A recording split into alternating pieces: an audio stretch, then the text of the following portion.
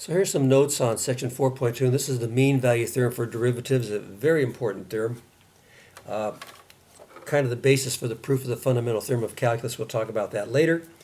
But what this mean value theorem for derivatives says is if y equals f of x is continuous at every point of the closed interval ab and differentiable at every point of its interior ab, the open interval, then there is at least one point C, and this is C, in the interior AB, the open interval, at which the derivative f prime at C equals f of b minus f of a all over b minus a. Now, this derivative is actually the derivative at C, or the slope, and we're saying that's equal to the average rate of change, or you can say the slope of the tangent line equals the slope of the secant line, or you can say the velocity at C, at that point C, equals the average velocity on AB.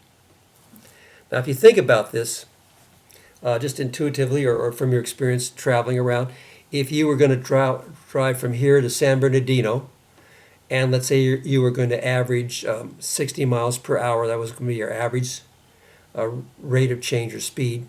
Let's say it's 30 miles, you made it in a half an hour, so you average 60 miles per hour to go 30 miles. Then what this tells you is, since your velocity is continuous, in other words, as you accelerate, you might start at 0, then you'll accelerate it maybe to 20, 30 miles an hour, then you'll hit the freeway, and then you go to 40, 50, 60, and then if you're going to average 60, you might go to 70, even 75 for most of the trip, and then get off at San Bernardino. So your average velocity is 60 miles per hour. Then you're going to actually hit every value. You're going to go from 20 to 21 to 22 to 23. You're going to hit every value of speed in between. It's a continuous function. You know, your accelerator is a continuous function because it's not going to skip speeds. Well, what this theorem tells you is that if you're going to average 60 miles per hour, then at least once you're going to have to go 60 miles per hour.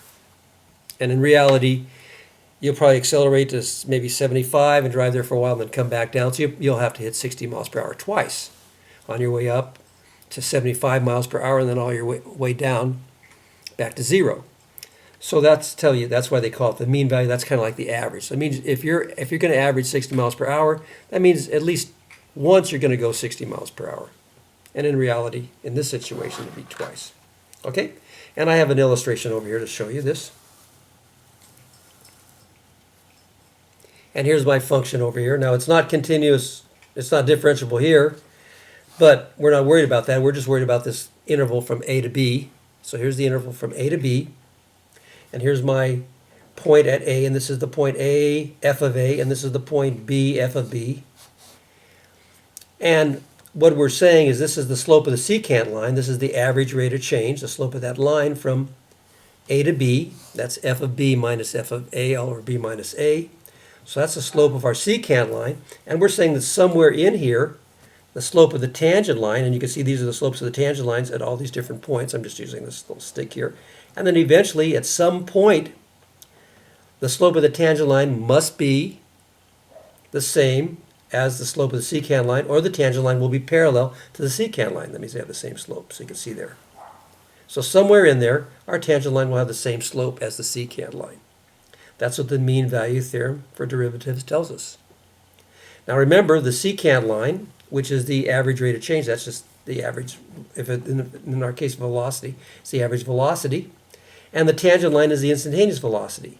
So we're just saying at some point, those will be the same. Those lines will be parallel, or the instantaneous velocity will equal the average velocity or average rate of change. That's all.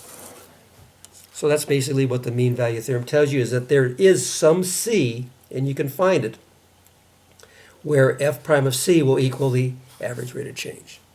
And we've got some examples for you. And then if you look at that mean value theorem worksheet that I made out for you, it kind of shows you the different criteria. Now, it's very important that you remember the parameters or the criteria for this theorem. F has got to be continuous on the closed interval and differentiable on the open interval. Now that may be a little bit hard to remember, so we have a little way of remembering that. We say it has to be CC do. Continuous on the closed interval, differentiable on the open interval. So that's easy to remember, CC do. So if our function is CC do, then the mean value theorem applies. So we always have to show that, because some cases it doesn't apply.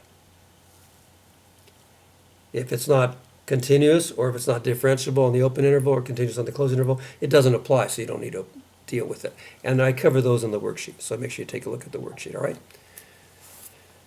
So CC do, try to remember that.